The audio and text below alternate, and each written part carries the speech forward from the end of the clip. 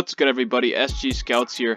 We're taking a look at the top 5 cornerbacks for this year's NFL draft. So let's not waste any time. Let's get right into it. At number 5, Trent McDuffie out of Washington.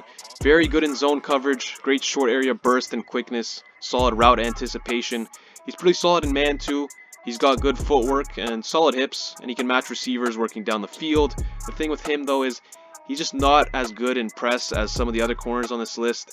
He's got short arms. He's a solid athlete, but not great. So I just don't see as much potential as some of the other cornerbacks in this class, but still a good prospect. At number 4, we have Andrew Booth Jr. out of Clemson.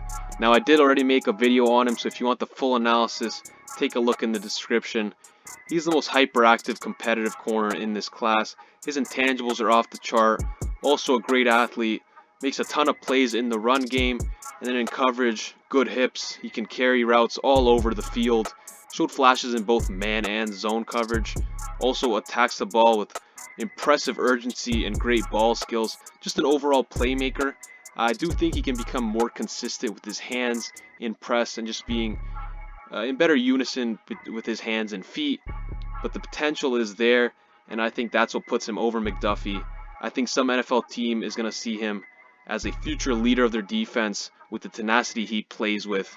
Just a very impressive and fun to watch prospect. At number 3, we have Kaiir Elam out of Florida. Now, what traits make a shutdown corner in the NFL? Ability in press, confidence in length. Elam has all 3 of those things. They played a bunch of man coverage at Florida because of him. He can just stick onto receivers like glue. He's super aggressive at the line of scrimmage. He's tough, strong. You'll see some reps where he's pushing the receiver out of bounds, and then when he's working down the field, he has nuanced handwork and just always makes receivers earn their separation and yardage. And he also might have the best ball skills in the class. That's a very underrated part of his game. I think he just needs to become more consistent, more engaged. His tackling can also improve, but you do see some snaps where it seems like his level drops. But when he's playing at a high level, he is as good as a corner as you can find in this class, and that's why I have him at number 3. On to the final 2 guys. I think they've separated themselves from the rest of the class. At number 2, we have Derek Stingley Jr. out of LSU. He's a technician in coverage, incredibly smooth and nuanced with everything he does. He's patient at the line of scrimmage, calculated with the way he attacks his hands, and he combines that with smooth feet and hips. He stays stuck to receivers down the field consistently.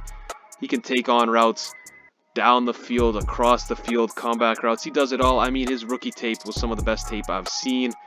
He reminds me a lot of AJ Terrell, actually, and the one weakness I saw in Terrell's tape and also see in Stingley is just that they're not the strongest guys, so they can get pushed off at the top of routes. But Terrell has basically become an all-pro talent.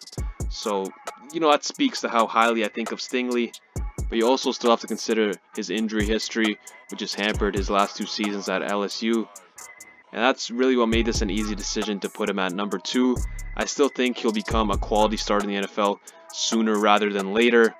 And he's just a very impressive prospect. Finally, at number 1, we have Sauce Gardner out of Cincinnati. One of the most dominant college prospects I've seen in a while. When it comes to cornerbacks, I honestly don't remember when I saw a college corner with better tape. Just so many dominant press snaps.